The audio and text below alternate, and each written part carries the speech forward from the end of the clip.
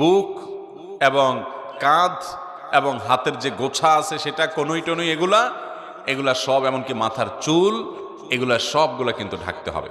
আমাদের অনেক মহিলারা আছেন, অনেক মা বোনরা আছেন, মা চাচিরা আছেন, যারা দেখা যায় এখনো আপনার শাড়ি পরে নামাজ পড়েন, তার উপরে কোনো ওড়না পড়েন না।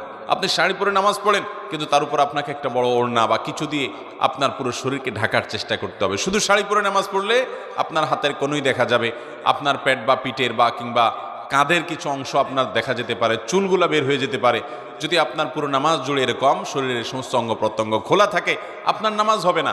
অনেক মহিলারা আছেন সারা জীবন নামাজ পড়েছেন, কিন্তু তাদের নামাজ হয় নাই। অতএব আমাদেরকে মনে রাখতে হবে, মাথা থেকে পা পর্যন্ত মহিলারা নামাজের জন্য পুরো শরীরকে ঢেকে নামাজ পড়বেন, এটি তাদের জন্য ফরজ। এটি না হলে তার ফরজ তরক হবে, নামাজই হবে না। বিধায় এই তিনটি সাবধানতা নামাজের ব্যাপারে আমাদের বোনদেরকে আমি বিশেষভাবে করলাম। আর যারা বয়সে অনেক তরুণী আছেন,